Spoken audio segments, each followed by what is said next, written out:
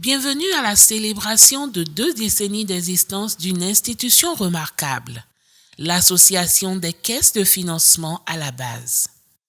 Depuis plus de 20 ans, l'ACFB est un symbole d'espoir, d'autonomisation et de transformation au sein des communautés qu'elle sert. Voici un documentaire qui met en avant les moments forts de cet événement mémorable, marqué par diverses activités qui se sont déroulées du 10 au 14 juin 2024. Mise formellement sur les fonds baptismaux en 2004, l'ACFB est créée dans le but de fournir une inclusion financière à ceux qui sont traditionnellement exclus du système bancaire classique. L'ACFB est une institution de microfinance qui a été portée sur les fonds baptismaux en 2004. Ça fait environ une vingtaine d'années. Mais il faut dire que l'ACFB exerçait les activités de microfinance depuis avant 2004. L'ACFB a subi une transformation institutionnelle de base avec l'ONG GRAPAD. Donc, c'est la transformation institutionnelle de GRAPAD qui a conduit à la création de l'ACFB. Donc, GRAPAD, sous le couvert d'un centre qui se trouvait à l'interne de cette ONG qu'on appelle CASFIP, a eu l'audace d'intervenir dans des zones vraiment reculées. Et la première intervention a eu lieu à Adjong, avec l'approche Finca, où ils ont mis en place les banques communautaires. Et c'est suite à la réussite de cette approche que, progressivement, jusqu'en 2004, l'ACFB a été mise sur les fonds baptismaux. L'ACFB est le fruit d'une recherche-action menée sur plusieurs années par des cadres sous le leadership du feu directeur Garou Emmanuel et le soutien de différents partenaires, notamment celui de la coopération danoise à travers le programme d'appui au développement du secteur agricole, PADSA. On ne va pas parler de 20 ans d'existence de l'ACFB sans évoquer un nom, l'ancien directeur, M. Garou Emmanuel. C'est lui qui a conduit le processus jusqu'en 2021 où il a été rappelé à Dieu. Il faut dire que nous avons eu à créer plusieurs points de service. Il y a eu un accroissement de l'encours de l'épargne parce qu'on avait commencé avec moins de 500 millions. Et jusqu'en 2021, on était à 6 milliards et quelques. Et à la date d'aujourd'hui, nous tournons autour de 8 milliards comme encours de crédit. Donc, il y a eu la création des points de service. Il y a eu l'informatisation du système parce qu'au départ, on n'utilisait que le manuel. Il y a eu l'informatisation du système. Il y a eu le recrutement d'agents. Avec un environnement d'affaires organisé, l'ACFB, qui a commencé avec une petite équipe et un grand rêve, a pu changer des vies à travers ses activités de microfinance. À l'ACFB, nous avons un environnement vraiment convivial où tout le monde se sent à l'aise à écouter même les collaborateurs. Quand ils viennent au service, ils se sentent chez eux. Ils prennent le service comme leur propre entreprise. L'ACFB est devenue une organisation dynamique qui couvre 11 départements et plus d'une cinquantaine de communes à travers 22 points de service et sert des milliers de clients. L'ACFB est une institution qui a une particularité. La particularité, c'est que nous travaillons avec les groupements de femmes. Ce n'est pas les groupements de 2 ou bien 5 personnes, c'est de grands groupes. Ça va, le minimum c'est 20, ça va jusqu'à 50. Donc, nous rencontrons les femmes à la base, nous leur donnons une formation. Et cette formation est évaluée. Et dans l'évaluation, on cherche à savoir si les gens la maîtrisent, notre fonctionnement. Ce qu'ils veulent faire là, s'ils maîtrisent ça. C'est après ça que si on voit qu'ils répondent à nos règles là, qu'on leur mette le premier crédit en place. Pour le suivi des activités sur le terrain, au début de chaque mois, les chefs d'agence n'envoient leur programme d'activité du mois, c'est-à-dire tout ce qu'ils auront à faire sur le terrain au cours du mois. Donc, ces activités, nous faisons le suivi depuis la direction. En dehors de ça, il y a les rapports mensuels qui sont envoyés pour voir l'évolution des activités au niveau des points de service, les difficultés qu'ils ont. Donc, tout est retracé dans ces rapports. En dehors de ça aussi, il y a le rapport trimestriel qui est envoyé et la consolidation se fait au niveau du service. En droit de mes collaborateurs, je leur dis merci. Je dis merci aux Europe qui joue pleinement son rôle, et aux responsables conformité, à la RDP, aux responsables de l'unité de suivi des CFB.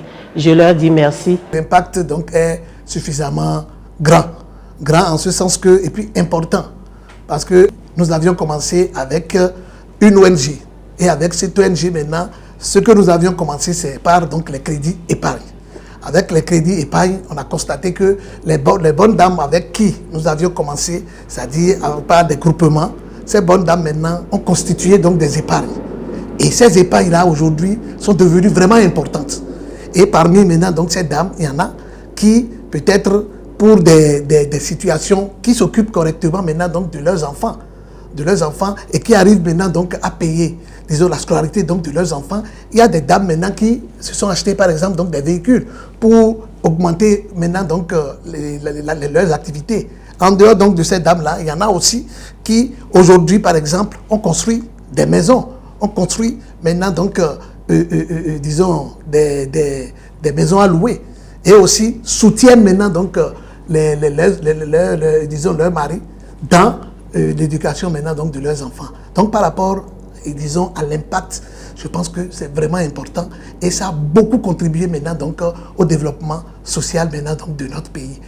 Les défis de l'ACFB pour les 2 prochaines décennies incluent l'intégration des initiatives de finances agricoles, l'accroissement du portefeuille et l'utilisation des processus digitaux améliorés pour mieux répondre aux besoins de sa clientèle. Son voyage est loin d'être terminé et des exploits encore plus significatifs sont à espérer si l'on considère l'exposé de la direction générale.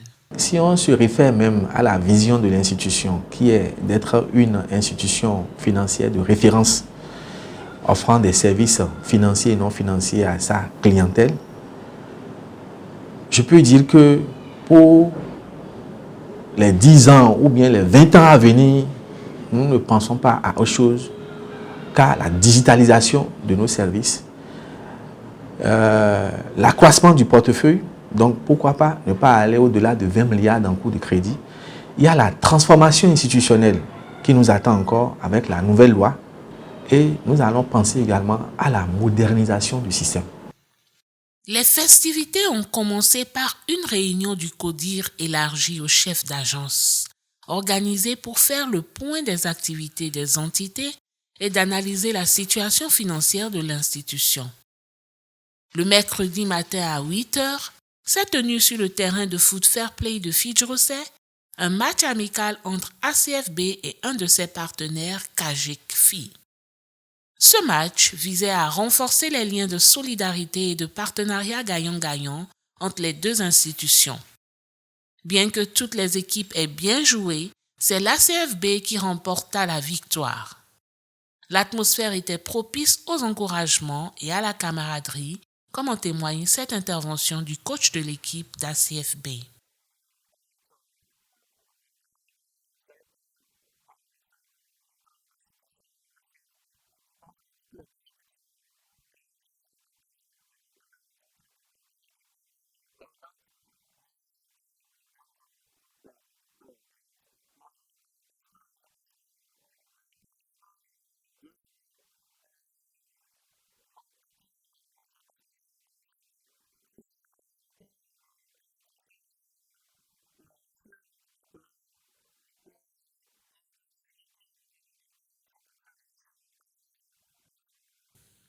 Après le match de football, un groupe de représentants de l'institution a effectué une visite dans certains centres de santé de Cotonou, Calavi et Pobet, dans le but d'accompagner ces hôpitaux dans leur capacité d'accueil des patients. Des bancs ont été remis, symbolisant une forme d'expression par l'ACFB de sa gratitude pour les contributions de ces localités à sa croissance, mais aussi de son intérêt pour la bonne santé des populations. Au cours de ces visites, des témoignages de clients actuels ont été recueillis.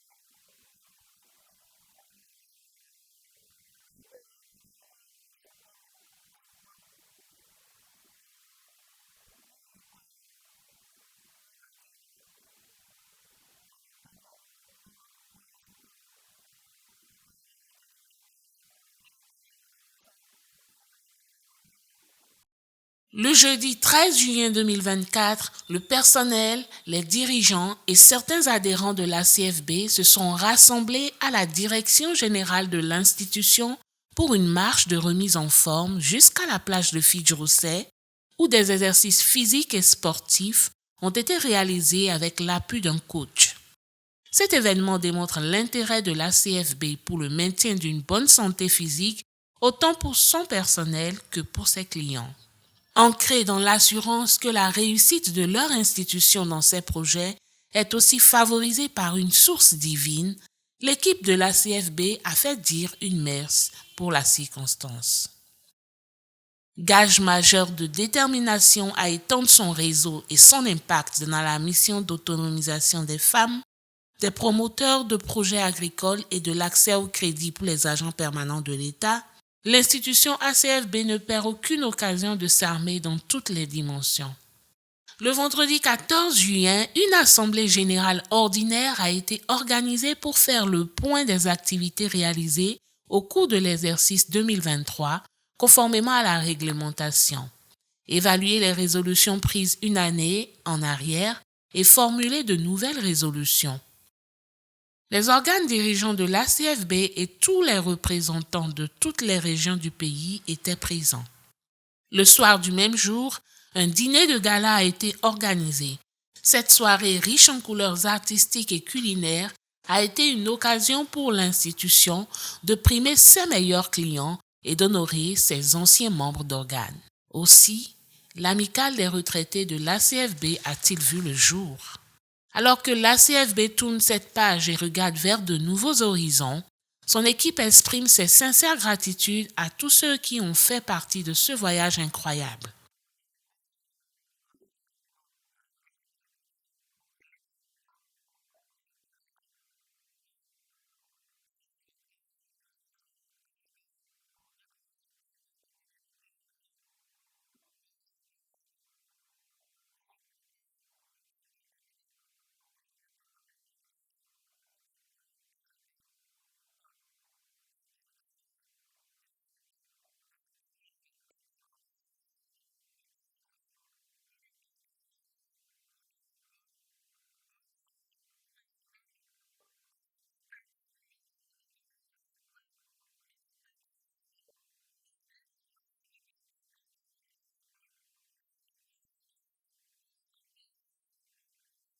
Levons nos verres à 20 ans de réalisation de rêves et à de nombreuses années de transformation des vies à venir. Association de microfinance ACFB, célébrant 20 ans d'autonomisation, d'innovation et de communauté. Merci de faire partie de notre histoire.